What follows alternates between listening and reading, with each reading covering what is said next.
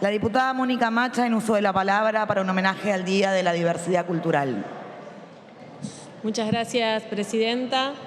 Bueno, Día de la Diversidad Cultural y de la Resistencia Indígena. Y quiero empezar tal vez teniendo en cuenta que ayer, 11 de octubre, fue el último día de libertad para los pueblos indígenas.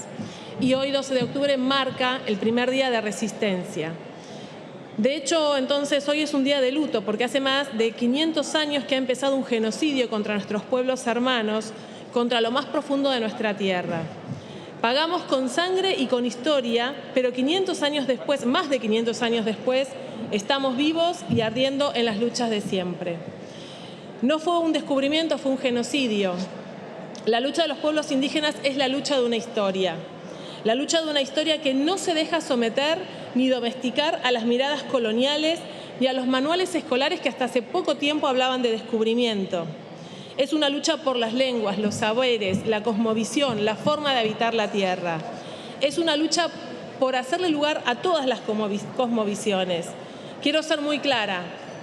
Cuando atacan a los pueblos indígenas, lo que hacen es violar los derechos humanos. Es increíble que 530 años después tengamos la necesidad de decirlo, de aclararlo.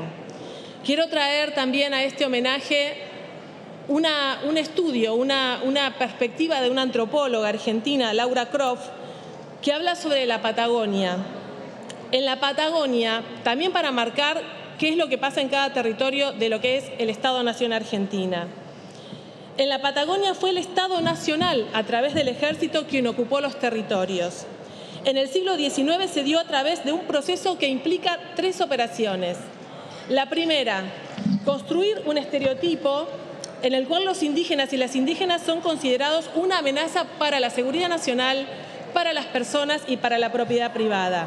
En esa línea, la única alternativa para poder integrar esta sociedad es abandonando su idioma, abandonando sus costumbres, abandonando su forma de vida y sobre todo abandonando sus tierras. Esa es la primera operación. La segunda, la violencia abierta, por ser como son. En la Patagonia no hubo una guerra, sí hubo racias masivas, deportaciones masivas, donde hubo tortura física y psicológica, muertes en el camino, concentración en campos de concentración, desmembramiento de familias. Los varones fueron llevados a trabajar en ingenios, en el ejército, en la vendimia.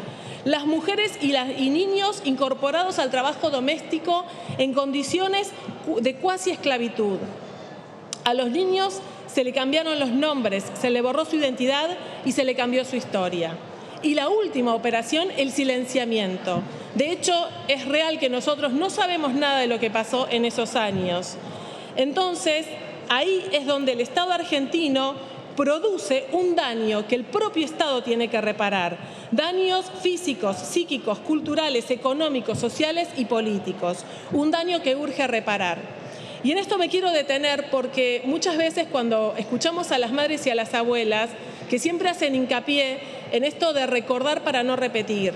Entonces siempre tenemos esta mención al genocidio de los años 70 y la verdad es que tomando en cuenta todas estas investigaciones y todo esto que es parte de nuestra historia, también poder ubicar ahí que este silenciamiento de ese primer genocidio donde se funda nuestro Estado-Nación Argentina es tal vez lo que nos ha llevado una y otra vez a repetir tragedias en la historia nacional.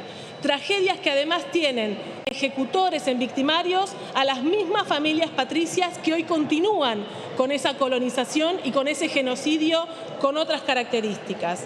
Reconocer entonces que nuestro Estado-Nación en verdad es un territorio que está integrado por distintas naciones y que esto tiene que ver con una responsabilidad y una obligación ética del reconocimiento de ese genocidio y también de lo que significa entonces reparar. Hay algo que sabemos, donde hay dominación hay resistencia. Y quiero hoy, acá en la Casa de nuestra democracia, reivindicar la resistencia ancestral de nuestros pueblos, que han luchado contra todo, que han resistido en sus lugares y con sus formas, que hoy nos enseñan el valor de la fuerza colectiva, de las creencias, de los hilos de la historia, y que la única lucha que se pierde es la que se abandona.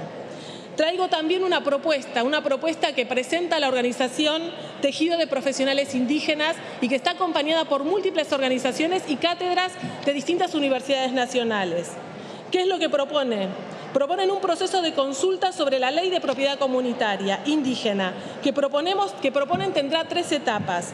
La primera, consulta a las mujeres indígenas por comunidades lingüísticas. La segunda, consulta a los varones y disidencias por pueblo originario.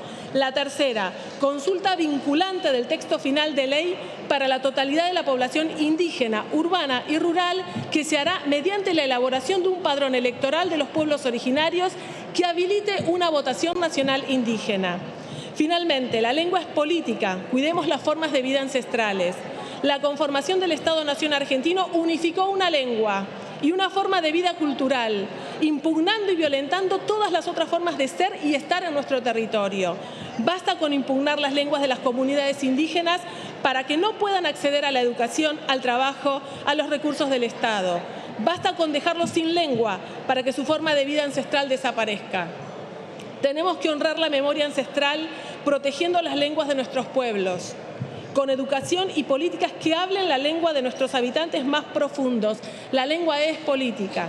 Y para concluir, a las hermanas mapuches, quiero hacerles llegar mi abrazo y mi acompañamiento en medio de esta situación tan injusta y tan cruel. En esta situación de represión violenta, de persecución, de avasallamiento de derechos y también de nuestra cosmovisión. Somos y estamos en nuestro territorio, somos y estamos en nuestra forma de habitar, de parir, de encontrarnos. Somos y estamos en cada una de nuestras ancestras. Estamos acá junto a ustedes en la misma historia y en la misma lucha. Memoria, verdad y justicia. Aguillé, presidenta. Gracias, diputada Macha.